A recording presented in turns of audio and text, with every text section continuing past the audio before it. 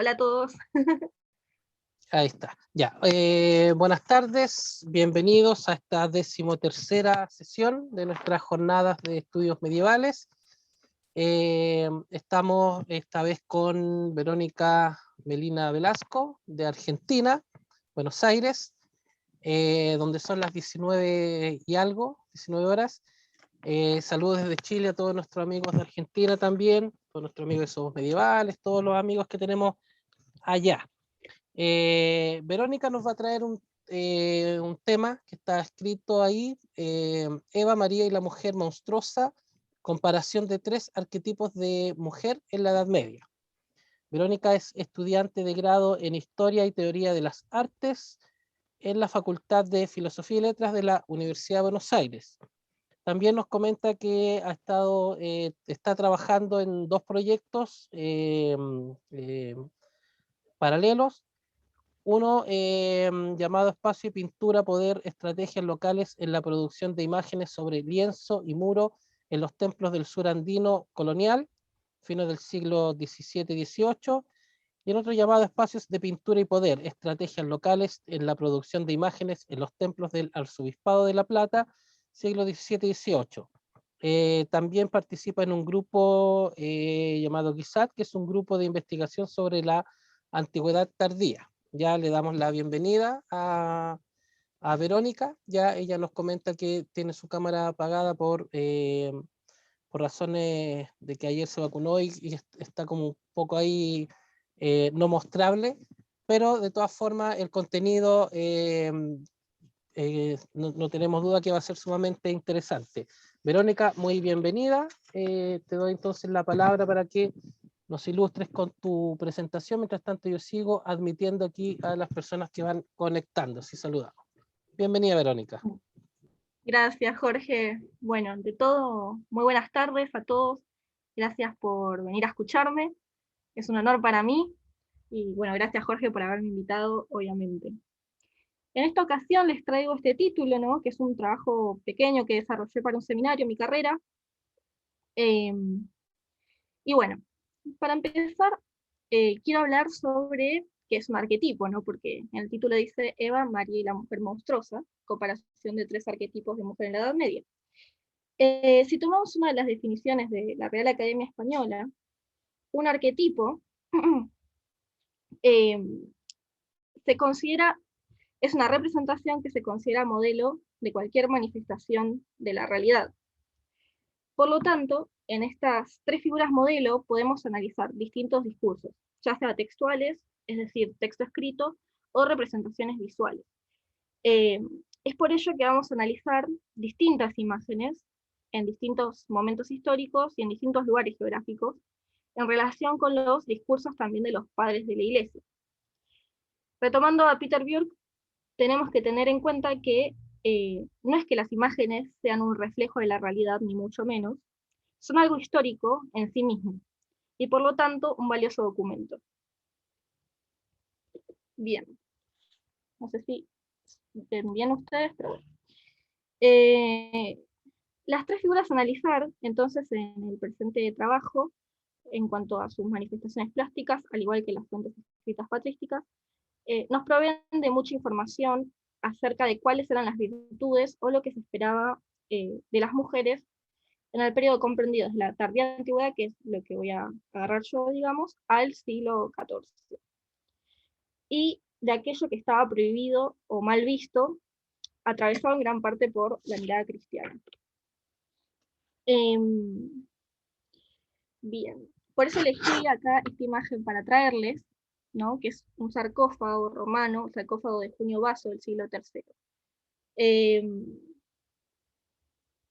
Perdón, justamente este sarcófago perteneció, bueno, a Junio Baso, que era el prefecto de Roma, y falleció a los 42 años. Podemos ver, en este caso, figuras enmarcadas por lo que serían columnas, y una especie de frontón acá. Tanto Adán como Eva están trabajados en relieve, y podemos ver cómo los separa un árbol, ¿no? Donde está enroscada la serpiente. Y lo que es muy interesante es cómo a sus costados podemos ver las tareas que están demarcadas para cada uno luego de la caída. Adán está condenado al trabajo en el campo, ¿no? Por eso las espigas, aquí, y Eva está dedicada al trabajo de la lana. Por eso, o sea, una actividad femenina, ¿no? Si se quiere, la ovejita acá. Esto nos da pie para introducirnos en qué actividades eran propias de cada sexo en el Imperio Romano, o que cada sexo debía realizar. Siguiendo a Laura Carolina Durán, que más bien trabaja el periodo de la Tardo-República Romana, es decir, desde la batalla de Pydna del 168 a.C., a que Octavio es nombrado Augusto en el 27 a.C., justamente ella plantea que la domus, o casa, era el espacio que correspondía a la mujer, ¿no? En contraposición al espacio público asociado al Estado, que era destinado al hombre. Además, la mujer romana dependía del pater familias, que tenía derechos sobre todos los demás miembros de su familia, y cuando la mujer se casaba, esta pasaba a ser propiedad del esposo. Justamente esto se debía a que era categorizada como imbecilitas sexus, o sexo impotente, siendo similar a la débil naturaleza de los locos o de los niños, ¿no? Y justamente si nos remitimos ya a la Biblia, ¿no? Esto ofrecía un discurso que se conectaba con lo que era moneda corriente ya en ese momento, ¿no? Respecto a esta cuestión entre los hombres y las mujeres. En la primera carta a los Corintios, capítulo 11, versículos del 3 al 10, tenemos justamente esto, y cito: porque el varón no debe cubrirse la cabeza, pues él es imagen y gloria de Dios, pero la mujer es gloria del varón. En efecto, no procede el varón de la mujer, sino la mujer del varón. Y tampoco el varón fue creado por causa de la mujer, sino la mujer por causa del varón. Por lo cual debe tener señal de autoridad sobre su cabeza, por causa de los ángeles, ¿no? Podemos ver entonces en este pasaje cómo Pablo, remitiéndose al Génesis, caracteriza a la mujer como subordinada al varón. Por eso debe vestirse de determinada manera, y además, bueno, justamente, ¿no? El varón es como la imagen y gloria de Dios, mientras que la mujer es la gloria del varón. Con lo que vimos hasta aquí, entonces, podemos observar esta caracterización de la mujer como un sexo débil, justamente. Si lo relacionamos con el discurso bíblico, es Eva la que ocasiona la caída, ¿no? Porque es ella la que se deja tentar y la que le ofrece, ¿no?, esa tentación a Adán. Sin embargo, también es importante aclarar que, a pesar de las caracterizaciones negativas, o sea, muchas mujeres ejercieron lugares de importancia, ¿sí? Pero eso no, digamos, ellas seguían sujetas, ¿no?, a estos mandatos o a estas construcciones que se hacían, ¿no?, sobre qué actividades debía realizar su sexo o qué correspondía, ¿no?, a una mujer. No eran totalmente libres. Aún así, bueno, con esto es notable el lugar de las mujeres en el cristianismo temprano en el Imperio Romano, ¿no? Nos movemos un poquito más hacia adelante. Siguiendo a Kaisa María Pilava, esta hace referencia al importante lugar que tenían las mujeres, al punto en que analiza casos en los que ellas mismas organizan encuentros, ¿no?, que como sabemos se producían en las domus o en las casas de estos primeros cristianos. Ella analiza la cuestión de la autoridad que tenían las mujeres eh, como huéspedes. Y una de las conclusiones importantes a las que llega es que, aunque hay algunos escasos documentos que darían cuenta de mujeres huéspedes, aún así, los comportamientos que se esperaba que ellas tuvieran no tenían nada que ver con una liberación o un reconocimiento de poder, como lo podía llegar a tener el hombre dueño de casa, ¿no?, o el pater familias, como decía antes. Eh, para analizar la cuestión de la autoridad, entonces, toma un pasaje interesante respecto al debate entre los académicos, que es el de las cartas pastorales, específicamente Timoteo I, capítulo 2, versículos del 9 al 15. Cito: asimismo, que las mujeres se atavíen de ropa decorosa, con pudor y modestia, no con peinado ostentoso, ni oro, ni perlas, ni vestidos costosos, sino con buenas obras, como corresponde a mujeres que procesan piedad. La mujer aprenda en silencio, con toda sujeción, porque no permito a la mujer enseñar ni ejercer dominio sobre el hombre, sino estar en silencio. Porque Adán fue formado primero, después Eva. Y Adán no fue engañado, sino que la mujer, siendo engañada, incurrió en transgresión. Pero se salvará engendrando hijos, si permaneciera en fe, amor y santificación, con modestia. ¿No? Bastante fuerte. En este pasaje, entonces, podemos ver justamente esta cuestión, ¿no? Sobre cómo la mujer debe estar, en cuanto a jerarquía, por debajo, ¿no? De la autoridad masculina. Y la autora tiene un punto de vista interesante, ¿no? Que es respecto a este pasaje, no es algo más bien general, ¿no? Como esto debe ser así en todas partes, o esto es así en todas partes, sino que tenía que ver con los lugares donde se practicaba el culto. A partir del siglo I de la era común, también la autora dice hubo un incremento en mujeres que poseían propiedades como esclavos, granjas y casas, y usualmente podían ganar propiedades por ser herederas, regalos, ¿no? Si se casaba, por ejemplo, estarían bajo el control del marido, pero seguirían siendo de ellos. También podían ser benefactoras, que se daba, ¿no? Pero bueno, esto como para dar un pantallazo general. Ahora me gustaría hacer referencia a una pasio, es decir, a un relato de martirio, en donde hay una caracterización positiva de una mujer, pero ligándola a la masculinidad. O sea, es una caracterización positiva, pero ligándola a la masculinidad. Obviamente, los atributos positivos o virtudes estaban ligados a lo masculino. Y como también explica la autora, que me parece muy interesante esta cita, es que la masculinidad o feminidad de una persona puede fluctuar por sus acciones propias de un género o de otro, ¿no? Y justamente esto es algo que vamos a ver en la pasio de Vivia Perpetua, ahora les voy a contar quién es. Vivia Perpetua y Felicidad o Felicitas, quien era su esclava, fueron dos mártires cartaginesas que perecieron a principios del siglo III después de Cristo, ante la persecución de Séptimo Severo. Perpetua era una joven rica de 22 años, favorecida por su padre, quien la favorecía ante sus hermanos varones incluso, ¿no? Pero lo que hizo de mal fue convertirse al cristianismo. Y por esto en gran parte fue condenada a muerte. Ella y algunos de sus sirvientes también, ¿no? Entre los que estaba Felicidad. Este texto, ¿no? Yo acá les puse una cita, ahora la vamos a ver, ofrece uno de los escasísimos testimonios en la literatura latina escritos por una mujer. O sea, pensemos estamos en el siglo III, ¿no? En esta fuente podemos observar cómo Perpetua se describe a sí misma como un varón lista para luchar. Y les leo. Entonces avanzó contra mí un egipcio de repugnante aspecto, acompañado por sus ayudantes, con ánimo de luchar conmigo.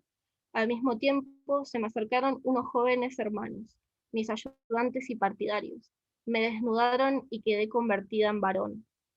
Mis ayudantes empezaron a frotarme con aceite, como se acostumbra a los combates, y frente a mí vi al egipcio que se revolcaba en la arena. Porque justamente, no sé, tal vez alguien no lo sepa, pero muchos mártires, ¿no? Cristianos que eran perseguidos, se los utilizaba para la diversión en el circo, ¿no? Y justamente así fue como perecieron Perpetua y Felicita. Eh, Perdón, voy a tomar un poco de agua. Entonces, en esta fuente, ahí podemos observar cómo se describe a sí misma como un varón, porque encarna esos atributos masculinos, ¿no? Y se convierte en mujer virilis. Eh, Finalmente son ejecutadas, bueno, obviamente luego de hacerlas luchar contra, si mal no recuerdo, una vaca, ¿no? En vez de un toro, una vaca. Bien. Esta imagen que les traje acá está en la capilla arzobispal de Rávena, en Italia, ¿no? muy lindo mosaico. A ver, bueno, avanzando ya mucho más en el tiempo, alrededor del siglo XI y XII, vamos a seguir un poquito más con la figura de Eva, pero ya en lo que se conoce como estilo románico, el cual tiene una gran expansión debido a la Orden de Cluny. La Orden de Cluny fue creada el 11 de septiembre del año 910, cuando Guillermo I el Piadoso, duque de Aquitania, donó la villa de Cluny al papado, para que fundara en ella un monasterio con 12 monjes. El monasterio se situó en lo que es ahora Iloira, y este fue el inicio de esta poderosa orden que claramente con el tiempo se iba a volver muy poderosa, ¿no? Cluny, a lo largo de los siglos. Tras la expansión realizada en el siglo X, la orden continuó desarrollándose durante el siglo XI y la primera mitad del siglo XII. Y es de la mano de esta orden que se expandió muchísimo lo que consideramos como el románico, ¿no? A través de lo que serían las rutas de peregrinación hacia la Catedral de Santiago de Compostela, que es donde se ubican los restos del apóstol Santiago, ¿no? Y los fieles peregrinaban hasta allí. Algunas de las características del románico, para el que no sepa, a diferencia del gótico, que tal vez les es mucho más familiar, es el uso de fuertes paredes de piedra para soportar las bóvedas de cañón, que comúnmente cubren las naves de las iglesias, pequeñas aberturas por ventanas, es decir, no olvídense de los grandes ventanales del gótico, y también la presencia de escultura, aún exenta obviamente, en pórticos, capiteles de claustros, dentro de las iglesias, ¿no? Y justamente la Orden de Cluny asistía a estos peregrinos, ¿no? Entonces se fue desperdigando por toda Europa. Como dije antes, el románico, las representaciones escultóricas se concentran especialmente, aunque no exclusivamente, en los monasterios, o sea, en los lugares monásticos, y es realizado para los monjes. Y precisamente esos monjes son los primeros enemigos de la mujer, porque en la soledad del monasterio, en el silencio del claustro, la fémina encarna el camino al pecado, directamente. El tímpano, en las iglesias románicas, abaciales, era un espacio excelente para desplegar toda una serie de imágenes que lleve a la reflexión religiosa, ¿no? Para el que no sepa también, el tímpano vendría a ser como el sector que está encima de las puertas de entrada de una iglesia, ¿no? Entonces ahí había escultura, y justamente el propósito de estas imágenes era llevarlos a la reflexión, ¿no? Para mantener un buen comportamiento, si se quiere. Aquí justamente la imagen de la mujer y la construcción de lo femenino puede verse en un sentido negativo, más bien como una advertencia. Justamente, la mujer o Eva en la caída representaba lo sensual, los sentidos, totalmente corruptibles, al contrario de la razón masculina. Por eso es que elegí esta Eva perteneciente al tímpano de la Catedral de San Lázaro de Autun en Francia, ¿no? Tenemos, como podemos ver, una Eva completamente sensual, voluptuosa, ¿no? Dejando tras de su figura un halo, si se quiere, mientras está recostada sobre uno de sus costados y con su brazo flexionado. Acá acerca su mano a su rostro y toma la manzana, ¿no? Acá está la serpiente, ¿se lo ven, creo? Ahí. Y ella toma la manzana. Es interesante entonces esta cuestión como activa y cómo esto estaba presente en un lugar donde había monjes. Justamente esta catedral fue uno de los focos artísticos más destacados de la Edad Media y se aunan concepciones estilísticas impuestas por Cluny y las pequeñas innovaciones estilísticas que preludían la estética más goticista. Es de alrededor de 1130, como pueden ver acá, y como dije antes, esta imagen era lo que se enfrentaban visualmente. O sea, es muy interesante. Pasamos entonces a lo siguiente, ¿no? Lo femenino, entonces, asociado a lo sensual, está cerca de lo peligroso, ¿no? De lo bestial y de lo desconocido. Como planteaba antes, el románico tiene presente esta función moralizadora, si se quiere, instructiva, y nos da paso a nuestro segundo ítem, que como dice el título, es la mujer monstruosa. En esta imagen que podemos ver aquí, esta se encuentra en lo que sería el lateral izquierdo del portal de San Pedro de Moissac, en Francia. Esta abadía está en una de las rutas al Camino de Santiago. Entonces también es, bueno, lo que decía antes, ¿no? Es interesante cómo toda esta cuestión está presente del románico. Tenemos la representación acá de lo que serían dos pecados capitales, que era algo usual que apareciera en los pórticos, no sé si quiere. En este caso se trata de la avaricia, no sé si pueden ver el cursor, pero... Y aquí, a su derecha, estaría una representación de la lujuria, que justamente es una figura femenina, ¿no? Decrépita, usualmente, que tiene dos serpientes mordiendo sus pechos y un sapo, lo que serían sus genitales, ¿no? Y es una clásica representación de la lujuria, ¿no? En la Edad Media. Entonces, cuando vean una mujer que tiene estas bestias, ¿no? Mordiendo sus partes íntimas, saben que es una representación de la lujuria. Por supuesto, encarnado en una mujer. Este otro ejemplo, que pueden ver acá, a su derecha, se encuentra en otro espacio geográfico, en España, ya en la Catedral de Santiago de Compostela. Está ubicada en la fachada de las Platerías, que es la fachada meridional del crucero de la Catedral de Santiago de Compostela. Entonces aquí encontramos una mujer, ¿no? Con su larga cabellera ondulante, suelta, semidesnuda y voluptuosa, de vuelta, características que tientan al pecado. Si bien se la conoce usualmente como Eva de las Platerías, hay que aclarar que no es Eva. Si bien Joaquín Yarza Luaces, por un lado, establece que esta mujer sería una buscada representación de la deshonestidad, según se entendía en el siglo XII, gracias a las investigaciones de Moralejo Álvarez Serafín, el cual se dedica a estudiar ejemplos de la predicación medieval, accedemos a la interpretación de esta imagen como un producto derivado de pequeños relatos con la intención de ser moralizantes, categorizándola como mujer adúltera. Siendo esto muy interesante porque nos permitiría analizar el valor de la oralidad en la construcción de mensajes en los pórticos, ¿no?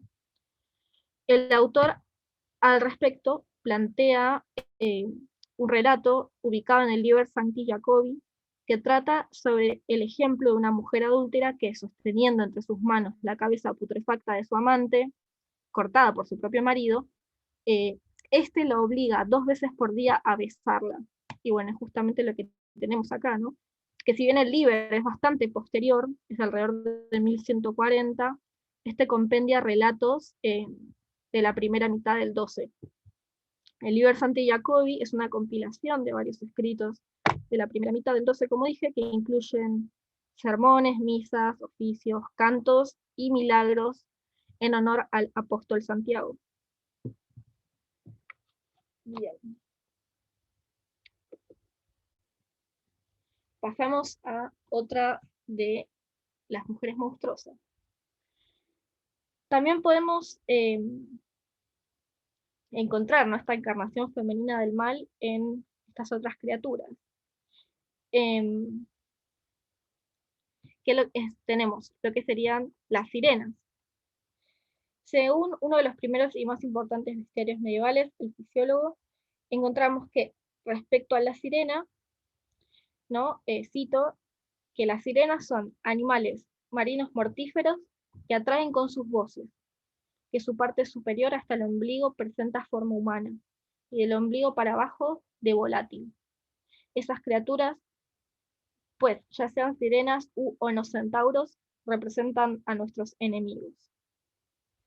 En sus notas, Nilda Guglielmi, que es la traductora del texto, nos hace saber que hay una distinción entre lo que serían las sirenas pájaro, que serían, por ejemplo, estas que vemos acá, ¿no? Ubicadas en el monasterio de Santo Domingo de Silos, que tienen un origen griego en las arpías, y las sirenas peces, como esta de aquí, que está en un capitel de San Pedro de la Rúa, en España, las cuales tienen un origen asirio-babilónico. También la autora dice que, según el libro de Enoch, ¿no? En sus notas, serían las mujeres de los ángeles caídos. Son símbolos de la tentación demoníaca y la lujuria. Por ello se ha insistido en ciertos rasgos de seducción. Por ejemplo, las voces acariciadoras que atraen a los navegantes con sus cantos, la cabellera larga, de vuelta, y flotante, red afrodisíaca en el lenguaje de los predicadores. Entonces podemos ver aquí estas ciertas características, ¿no? De vuelta ligadas a la seducción y al pecado. A ver, voy a tomar un poco de agua, perdón.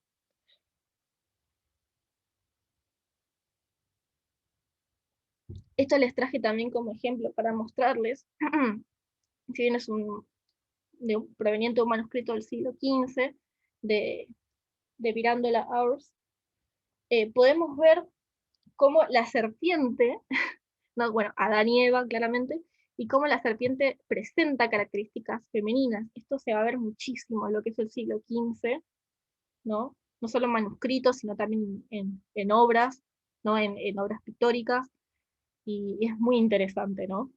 En relación a lo que estábamos viendo recién. Bien.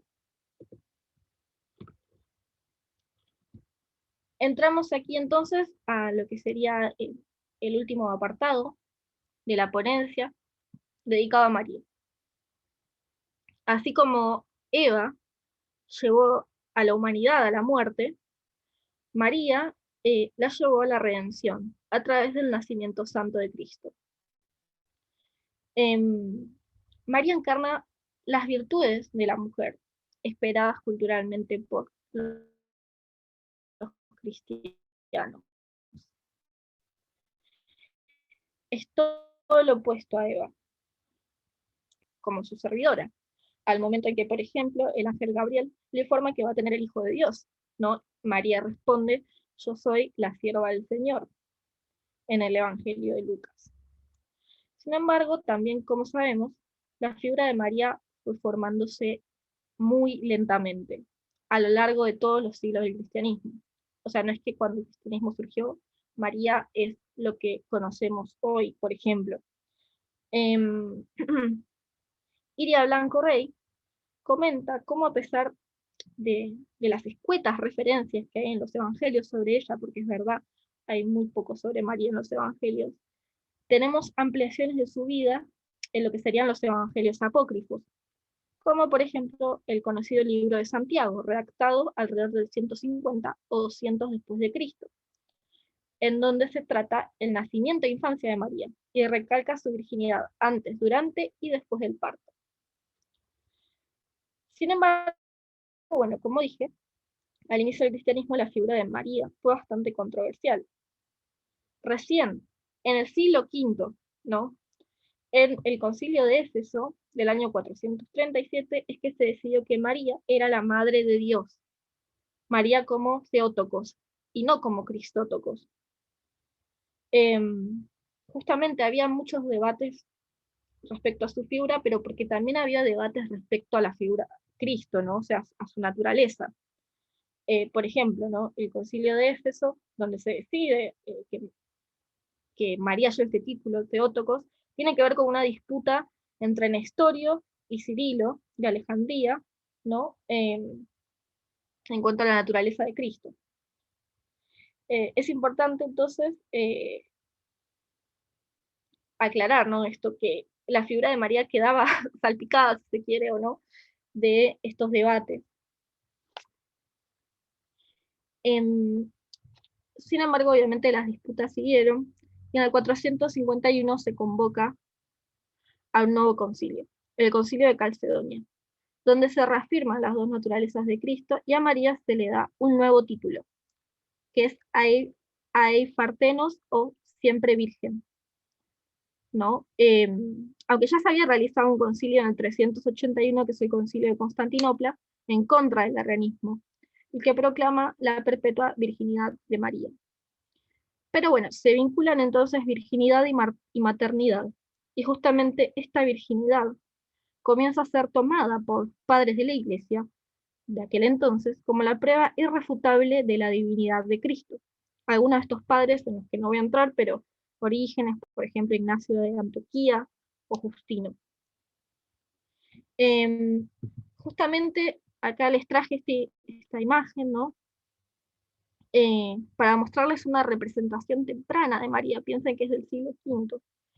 Está ubicada en Santa María la Mayor, en Roma, y es una de las 4 basílicas mayores, y una de las 5 basílicas patriarcales asociadas con la pentarquía, que son San Juan de Letrán, San Lorenzo Extramuros, San Pedro, San Pablo Extramuros.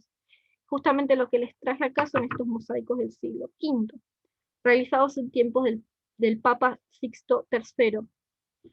¿No? Acá podemos ver a María Regina, María Reina, representada sentada en un trono, con sus pies sobre un sucedáneo, la cual, según Biasotti, está en posición de hilar, ¿no? Está hilando, una actividad claramente femenina. Aquí podemos ver al ángel Gabriel y al Espíritu Santo. Y se supone también que, según el autor, ¿no?, que el tema del cuadro sea la divina concepción en vez de la anunciación, porque esto último pasa dentro de la casa de María. No, pero esto es muy interesante, ¿no? Porque estamos acostumbrados hoy en día a representaciones totalmente diferentes de María. Y bueno, me encanta. Bien. A ver. No.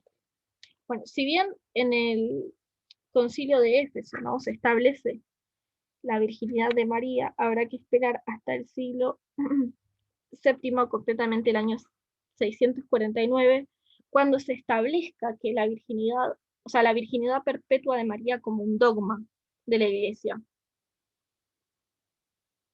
Es decir, que María era virgen antes, durante y después del parto. Entonces podemos ver en María, ¿no?, en su dualidad como virgen y madre, aquellas virtudes femeninas encarnadas, ¿no?, que se esperaban. Hubo muchos padres que, anterior a que se produzca el concilio de Éfeso o el segundo sínodo que mencionábamos antes, ya escribían obviamente sobre la virginidad de María, sobre su figura, ya que era esencial para abordar las cuestiones de la fe en estos primeros siglos. Uno de ellos es nuestro conocido San Agustín de Hipona, el cual en la Santa Virginidad, específicamente en el capítulo 2, hace una comparación entre María y la Iglesia, planteando que la Iglesia es virgen y madre como ella. Les cito entonces: lo uno y lo otro me he propuesto hacer en este tratado, que me ayude Cristo, hijo de la Virgen y esposo de vírgenes, nacido físicamente de seno virginal y unido espiritualmente en desposorio virginal. Sí, según palabras del apóstol, también la Iglesia es en su totalidad virgen desposada con su único varón, Cristo. De cuánto honor son dignos aquellos miembros suyos que guardan hasta en la carne lo que guarda en la fe toda ella, imitando a la madre de su esposo y Señor. En efecto, también la Iglesia es virgen y madre, pues si no es virgen, ¿de quién es la integridad por la que miramos? O si no es madre, ¿de quién son hijos aquellos a los que hablamos? María dio a luz corporalmente la cabeza de este cuerpo. La Iglesia da luz espiritualmente a los miembros de esa cabeza. En ninguna de las dos la virginidad impide la fecundidad. Ni en una ni en otra la fecundidad raja la virginidad. Por tanto, considerando que la Iglesia entera es santa en el cuerpo y en el espíritu, pero no toda ella es virgen en el cuerpo, aunque sí en el espíritu, cuánto más santa será en aquellos miembros en que es virgen en el cuerpo y en el espíritu. ¿No? Justamente acá podemos ver un importante rol ¿no? De la cuestión de la virginidad. Por lo tanto, si se relaciona María con la Iglesia, ¿no? Que su único esposo es Cristo, comenzarán a establecerse relaciones, ¿no? Entre María y Eva, o sea, María como una nueva Eva, y Cristo como un nuevo Adán, ¿no? O sea, como vienen a redimir, ¿no? A salvar esos errores del pasado que hicieron Adán y Eva. Otro ejemplo del periodo es el de San Jerónimo, doctor de la Iglesia que vivió entre el año 342 y 420 después de Cristo. Esta cita hace hincapié en la virginidad de María y es uno de los tantos ejemplos de los escritos que los padres le dedicaban. Ella es el jardín cerrado, planteado en el Cantar de los Cantares. Este texto bíblico es una serie de poemas y cánticos de un amado hacia su amada, pero a San Jerónimo le da un nuevo significado al asociarlo a la Virgen. Justamente, ¿no? Les cito, por eso el ángel le dijo, tú eres bendita entre todas las mujeres, es decir, bendita más que todas las mujeres. Y por eso todas las maldiciones traídas por Eva fueron borradas por la bendición de María. A ella se dirigen las alabanzas de Salomón en el Cantar de los Cantares. Ven, paloma mía, inmaculada mía. Ya ha pasado el invierno y han cesado las lluvias. Y añade, ven del Líbano y serás coronada. Por eso dice el Cantar de los Cantares, refiriendo a María, ¿no? Jardín cerrado, eh, fuente sellada, manantial de delicias del paraíso.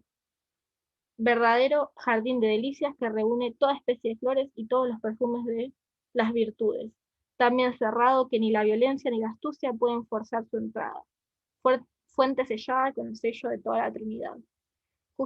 Justamente acá lo que les traje es María, ¿no? Como Hortus Conclusus,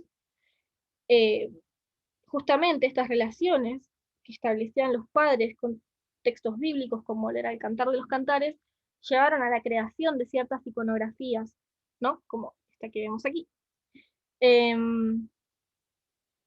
Podemos verla justamente, ¿no? Dentro de los muros que hacen referencia a su virginidad, a su santidad, si se quiere. Yo les traje este ejemplo, ¿no? De 1410, del maestro del paraíso de Frankfurt, que estuvo activo en la zona del Alto Rin, ¿no? Es peculiar igual esta imagen porque hay otras personas, ¿no? Dentro, pero usualmente suele estar sola, rodeada de muchas flores, ¿no? Y acá les traje este otro ejemplo de un manuscrito de Teseida, de Boccaccio, donde claramente no es la Virgen, ¿no? Pero también Emilia, que es esta joven de aquí, aparece dentro de un jardín cerrado, ¿no? Haciendo referencia a su virtud, ¿no? a su virginidad, a su pureza.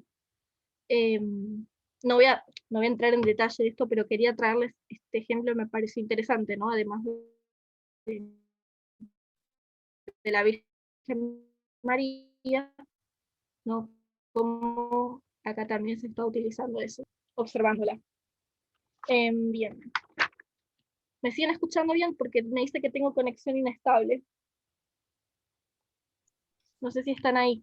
Sí, se ha ido, pero no mucho, Verónica, así que te escuchamos bien. Continúa nomás. ¿Verdad? Bueno, yo sigo.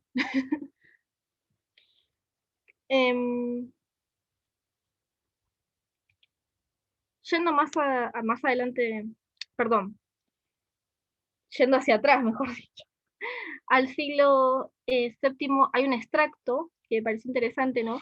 Es un extracto de la homilía para la fiesta de la purificación de Ambrosio Auperto, monje que fue monje y luego abad en el año 777, ¿no? Y encontramos de vuelta cómo se exalta el lugar de la Virgen como madre de todos los creyentes, ¿no? Ya desde épocas del Imperio Carolingio. Y les cito, ella ofrece el Señor al profeta de profetas. Ella ofrece el único al uno, o mejor aún, a todos en uno. Ella que ha engendrado el mismo Salvador para todos.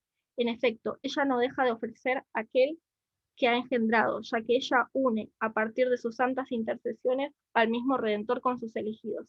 Y debo reconocer en verdad que esta mujer tan piadosa hace esto con un afecto maternal. Ella une en nombre del Hijo todos aquellos que la gracia divina asocia con Cristo. Por lo tanto, ¿cómo no considerarla ella misma como madre de los elegidos, a ella que les ha engendrado un hermano? Sí, digo, Cristo es el hermano de los creyentes. ¿Por qué aquella que ha engendrado al Cristo no va a ser también madre de los creyentes?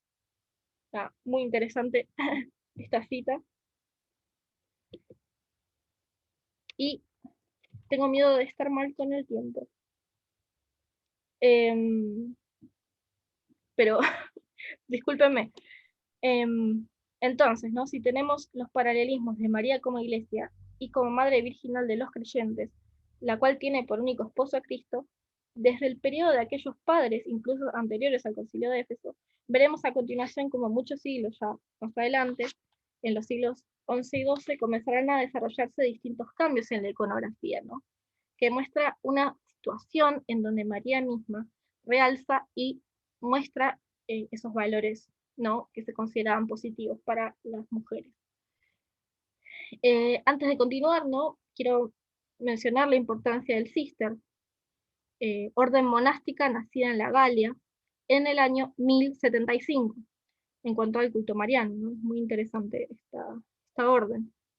Si bien la figura de Bernardo de Claraval resalta en la orden por sus escritos, la devoción mariana en el cister estuvo desde los comienzos de la orden, en el siglo XI, con figuras como Roberto de Molesmes, uno de los fundadores de la orden, quien era devoto a la Virgen, y por ello consagró a ella el pequeño monasterio que fundó antes del que se ubicaba en Citeaux, o Esteban Jardín, maestro espiritual de San Bernardo, quien lo pudo haber influenciado en su gran devoción.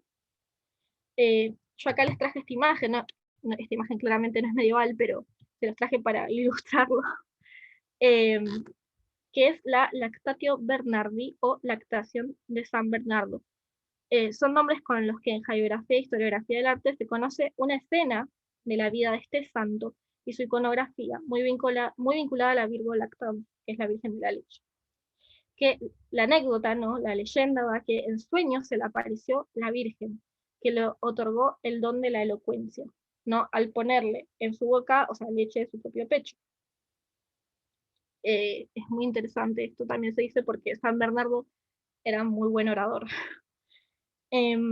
Bernardo de Claraval instala el culto mariano gracias a sus escritos, que si bien no son numerosos, nos hablan de una devoción muy profunda, una gran esperanza de María como intercesora, ¿no? Muy interesante este rol que se le asigna a María, cuando al final de los días se haga presente.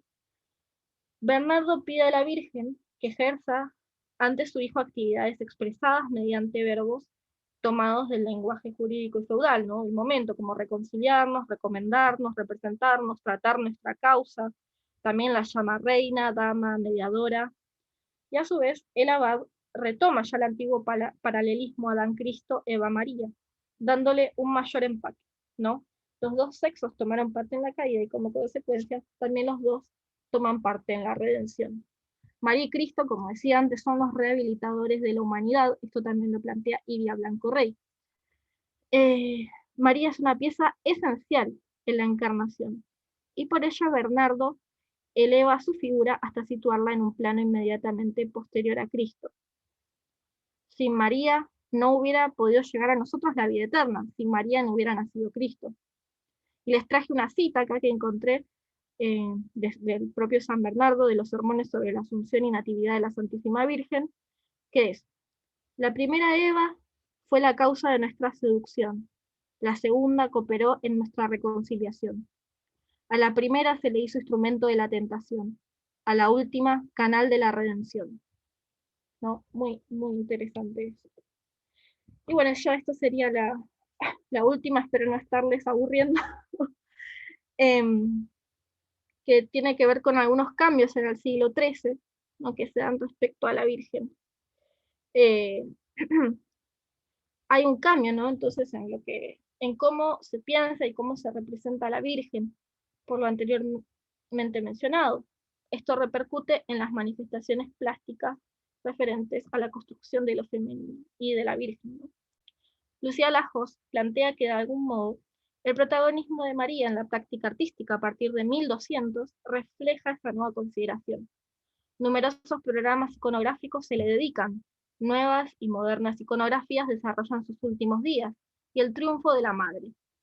Surge toda una literatura que celebra su figura, concretándose plásticamente en la coronación de María por Cristo, cuya plantilla paradigmática se inaugura en Senlis en 1170. En esta iconografía de la coronación de la Virgen, de la cual contamos con varios ejemplos, elegí para ejemplificar a Notre Dame de Reims, que es esto de acá. La fachada de la Catedral de Reims está considerada un digno exponente del estilo gótico, ¿no? Esta posee 2 torres altas, las cuales se encuentran unidas al cuerpo principal. Y los 3 portales de su fachada tienen en su seno un rico grupo escultórico. En este gablete, que se encuentra sobre el tímpano central, encontramos a Cristo y a María, flanqueados por ángeles, como podemos ver, donde su hijo sentado en el trono, o sea, está sentado a la par de ella, le coloca una corona, ¿no? Como reina, la cual ella acepta humildemente. Como se ha dicho anteriormente, ella representa las virtudes, el arquetipo de mujer santa, ¿no? A las cuales todas las mujeres, desde laicas a monjas, podían tomar como un modelo, casta, pura, humilde y llena de gracia. Pero sin embargo, a su vez María parecía estar alejada del resto de las mujeres mortales, ¿no? Era un ideal. Pero aún así, las mujeres nunca dejaron de inspirarse en ella, quien ahora se sienta junto a Cristo en las catedrales y las iglesias. Así que, bueno, eso es todo. Espero les haya gustado. Muchas gracias, Verónica, Voy a tomar un poquito de agua. muy buena exposición, sumamente contundente también, con muchos datos. Vamos a dar ahora entonces la palabra al público para que nos haga dudas, consultas, sugerencias, no sé. Vemos que están ahí dándote las felicitaciones también. También los que están acompañando en fanpage pueden escribir ahí sus preguntas, ¿ya? O acá también levantan la mano o para desmutearlo, o la pueden escribir directamente por el chat. No sé cómo abrir el chat. A ver. No, pero acá yo lo voy leyendo, no hay problema. Bueno. Hay una persona que pregunta sobre, acá hay una, bueno, vamos primero los que están levantando las manos. Ahí estamos, Ezequiel, estamos activando el micrófono. Ahí está. Buenas tardes, Ezequiel. Buenas tardes, ¿me escuchan? Perfectamente. Sí. Hola, Ezequiel. Hola, Linde, lo hiciste increíble, felicidades. Gracias. De verdad, buenísimo, un recorrido, un tour de force fantástico. Quisiera preguntarte una opinión sobre una cosa. Entonces, cuando hablabas sobre la pasión de Perpetua y Felicitas, introdujiste este tema muy interesante que es el de la mulier virilis, ¿no? El de la mujer viril. Hay un lugar común, un tropo en la literatura medieval, que son una serie de villanas, ¿no es cierto? En la Academia Anglo en general se habla de las viragi, de las mujeres que se portan como hombres. Una serie de reinas, fundamentalmente. Estoy pensando en la reina Brunekilde, estoy pensando en la manera en que históricamente se ha construido a Teodora, a la emperatriz Irene, es decir, mujeres que ocupan los pantalones en desmedro de sus maridos, ¿no?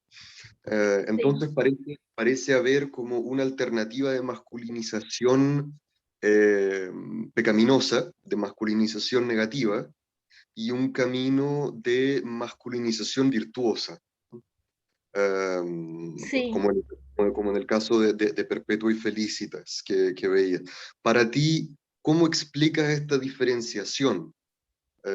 Porque en el fondo, en la tradición monástica, en la tradición de algunas pasiones de mártires, se ve este como cambio de género como un indicador de evolución espiritual o de santidad particular. En cambio, en otros casos, fundamentalmente en literatura más secular, parece ser un problema, ¿no? Claro, mira, yo honestamente no sabía mucho sobre estas reinas que me comentabas, tipo, me parece muy interesante, quiero que después me comentes más, Me pero encanta. en base a lo que sé, creo que la diferencia es que en un caso se trata de mujeres, digamos, laicas, si se quiere, y en otro caso se puede tratar de mártires o de santas, ¿no? Como una cuestión más ligada a lo religioso. Entonces, si lo ligamos a lo religioso, es positivo, pero en otro sentido, en lo que podría ser una posición de poder, ¿no? Como una reina, ya no sería tan amigable ni tan bueno, ¿no? Esas características masculinas. No sé, esa es la respuesta que se me ocurre. Claro, claro. En el fondo, la santa que exhibe estas características no es intimidante, ¿no? ¿Cómo? Digo, la santa que exhibe estas características no es intimidante. Claro, en realidad es como le pasó a Perpetua, ¿no? Como que ella estaba encarnando atributos masculinos en el sentido de, por ejemplo, el valor, ¿no? Sí, Pero es muy interesante esa diferencia que planteás. Honestamente no claro. lo había pensado. Y, Sí. pero sí, ¿no? También como esta cuestión de las mujeres, eh, como esas mujeres santas, esas mujeres religiosas, ¿no? Que tienen estas características, se puede llamar más espirituales, ¿no? Como Mm, a claro, diferencia de lo más terrenal ligado al poder, como podría ser una reina masculina. Pero nada, claro. interesante, tengo que chusmear más por ahí. Claro, habría que también hilar fino y Sí, pensar en las diferentes representaciones de masculinidad que están de por medio, ¿no? sí, En el fondo, totalmente. ¿en qué masculinidad se transforman? Mm, Bien, sí, en fin, sí. felicidades, me encantó, un abrazo y qué alegría haberte podido escuchar. Gracias, Exe. Te quiero. Bye. Ya, tenemos también acá en el fanpage, Diana Marcela manda saludos también, gracias, interesante charla, comenta también que increíble que se remonte desde hace tanto el tema con la mujer. También da las gracias por aportar datos complementarios para una mejor comprensión. Y acá tenemos una pregunta de Alex Maigo en fanpage que dice, siendo las imágenes de Eva una advertencia de la tentación, ¿por qué elegían mostrar figuras desnudas? ¿No temían que el arte en sí fuera parte de la tentación? Bueno, eso es muy interesante porque es contradictorio, justamente. ¿No? Yo en un momento, capaz que lo dije medio rápido, pero está esa cuestión, ¿no? De que se supone que esto tiene que llevar a una reflexión, ¿no? Como a una cuestión más moral. Y sin embargo, por ejemplo, como la Eva que veíamos antes, ¿no? Que está por acá. No sé si, a ver. Eh, nada, es como bastante sugerente. Entonces, sí, es contradictorio. Y es muy interesante analizar eso también. Así Eh, que, Bien, acá dice Aldana BL, me encantó tu exposición. Acá en el tenemos Miguel Ángel, muy bueno, felicidades. Lástima que llegue un poco tarde. Vanessa dice, excelente, saludos desde Argentina. Álvaro oh, Díaz, muy buenos, felicitaciones. Nicolás Marsol, eh, muy bueno, gracias, saludos desde Uruguay. Mariela Ruiz, muy completa presentación. Miguel Ángel, es un placer que una compañera del grupo exponga para toda Latinoamérica un orgullo de ser un compañero tuyo de tus actividades. Secretaria gracias, Miguel. Alejandra, buenísimo, dice, felicitaciones. Puro los que te están mandando, estimada. Alex Botín, excelente tu charla, un recorrido interesante. Maritza, excelente tema, felicitaciones. De nada, Vero, y también muchísimas gracias, bueno, nos manda Alex ahí por la pregunta. También tenía una pregunta con respecto al tema de la que planteas tú, a pesar de que no está dentro del tema en sí, pero yo hace tiempo, por ejemplo, que me gusta el estudio sobre el tema de los caballeros templarios, y he también indagado un poco en la imagen de María Magdalena, ¿ya? ¿Tú Sí. qué, por ejemplo, en la Edad Media, qué imagen se puede tener de la Magdalena? Porque no hay como, digamos, esas propuestas que actualmente han salido como esposa de Cristo, y etcétera, etcétera. Pero en la Edad Media, ¿cuál es más o menos la visión que había sobre la Magdalena? Mira, honestamente no sé si te podría responder porque no investigué mucho sobre la Magdalena específicamente en la Edad Media. No sé si podría responder tu pregunta, Jorge. Ya, acá, claro, que justamente Laura pregunta algo similar a lo mío, dice, excelente tema de exposición, justo en el día en que la iglesia celebra a María Magdalena, quien durante mucho tiempo fue condenada al arquetipo de la mujer lujuriosa, tratada de prostituta. Hoy, sin embargo, está más cerca del arquetipo de la mujer virtuosa. Yo creo que, claro, falta de repente complementar también con la imagen. Sería bueno también tener algunos datos por esa línea. Ya, acá tenemos otra persona que está levantando nuevamente, Ezequiel.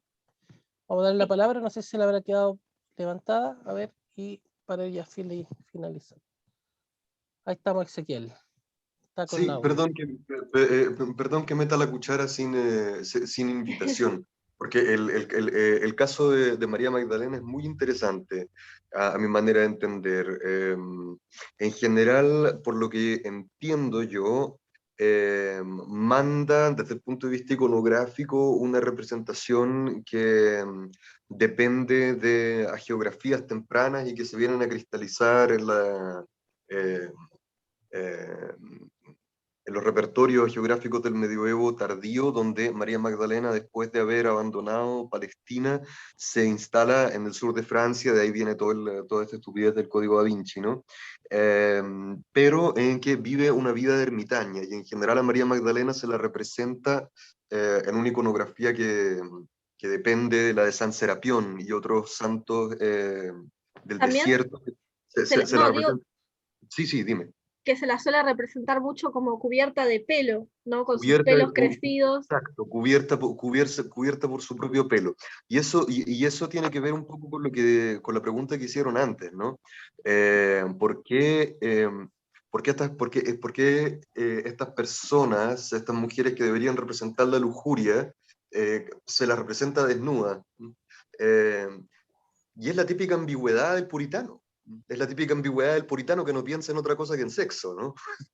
Entonces justamente las figuras que son peligrosas, eh, el arte tiende a representar también ese aspecto de peligro. No, no, y hasta el día de hoy pasa.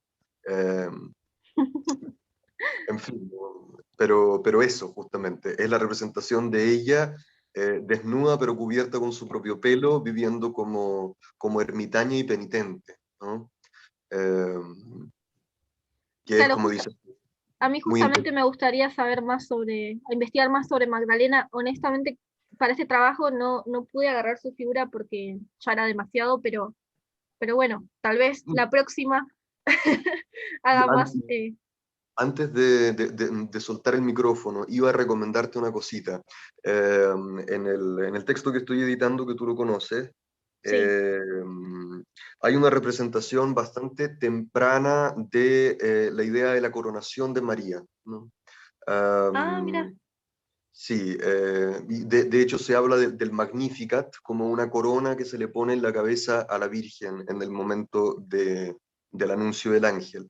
Y revisando de dónde podía venir esto, porque yo sé que yo tenía la idea, como lo dices tú, que la idea de la coronación de María es más tardo medieval y el texto es antiguo. Al parecer, la idea de la coronación de María como piedad, Ah, mira. es bastante antigua, es carolingia, Oh, y de hecho precarolingia. La devoción la introduce en el occidente, Autperto, ¿cómo es que se llama? Eh, Ambrosio. Ambrosio Autperto, justamente, ahí tienes que ir a buscar. Ahora Che, qué sí, interesante. Por favor, ahora pásame eso después, Exe.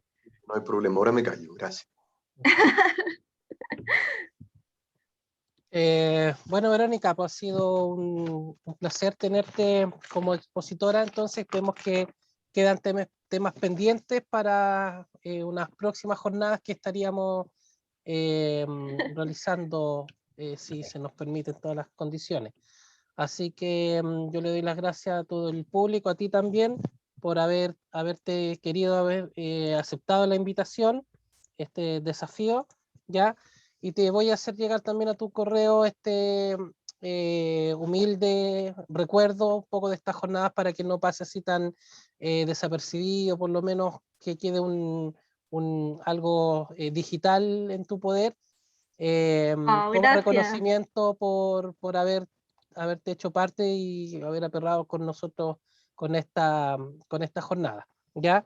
Así que al resto los dejo invitados para las 9 de la noche, hora Chile, tener en cuenta, Raúl Ceballos nos va a hablar del último samurái. Eh, También él se hizo presente el año pasado con una línea de investigación donde une un poco lo que es la Edad Media japonesa, ya que es bastante interesante. Eh, Así que nos vemos en un rato más para los que están acá en Zoom, en Facebook. Y mañana también continuamos con 3 temas más. Ya son 17 ponencias, vamos a la número 13 ya dándole fin. Y eso, Verónica, realmente agradecido por tu presentación, por la forma en que se abordó el tema, por la preparación también. Te invito también, bueno, ahí respondí por chat de una persona que estaba consultando. Los videos estos quedan grabados en fanpage de medieval.cl. Luego se subirán también a nuestro canal YouTube, así que nos buscan en Facebook/medieval.cl.